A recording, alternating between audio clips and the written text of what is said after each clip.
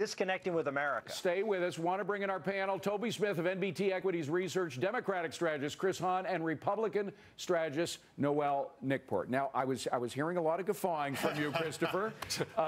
Breathe deep, Chris. Breathe deep. I worked in the Senate when Rick was there, so I've seen some of this stuff from him before. And let me tell you something: the president has not done anything he didn't campaign on. To call him an extremist, to call him a dyed-in-the-wool ideologue, it's just wrong. The president has compromised on many of his initiatives. He compromised on health, on Name one.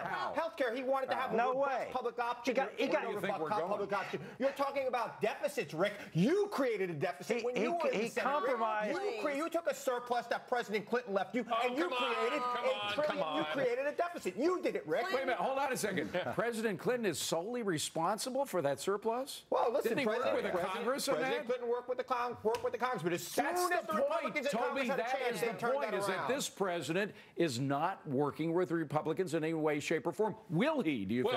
No, I don't. And I think they are denial. I mean, the denial is not the river in Egypt here. Denial is the idea that, first off, we start off with this idea that somebody's going to put a parade on Saturday. And you know what?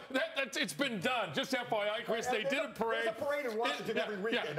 It did pretty well. So, first off, what strategy are you going to compete with talk radio and Glenn Beck? All right, keep that one up. Secondarily, hold on, because I want to get Noel in here. The point is that in the Beck rally, in the rally that for the Tea Partiers, you didn't have, for all the talk about extremism and everything, the NAACP did a study.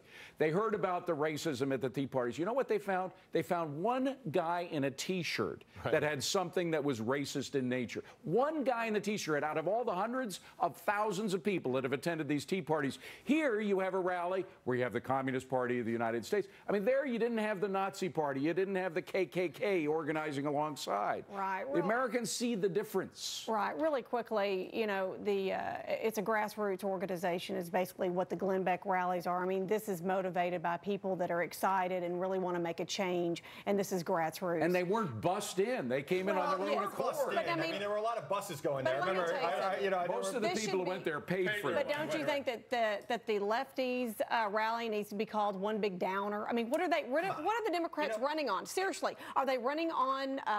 We're running on not turning back the clock, going back to policies that brought this country into the place where it is today. He did a bad job. And by the way, I need to correct you on something. Clinton reaped the benefits of Reaganomics, and that's why he had a good deal. Well, Clinton also reaped the benefits of the once-in-a-hundred-year economic anomaly that was called the Internet, IPO bubble. And Bush took it and he destroyed it. All right, that's right. That's right. The little recession. It's not Obama's fault. Blaming Obama for this economy is not the way to go. What about Christopher's notion that, in fact, Republicans do have to answer to the past of spending during the Bush administration? How do they do that? How do they set the record straight and make Americans sure that they're not going to do the same thing if they get back in power?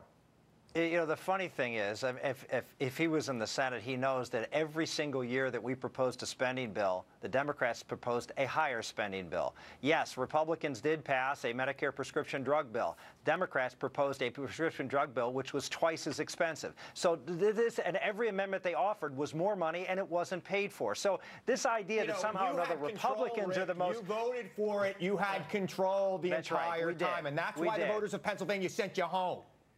Well, I would agree that there were mistakes made during the Bush administration, and I certainly said some of them with No Child Left Behind and some other things we did.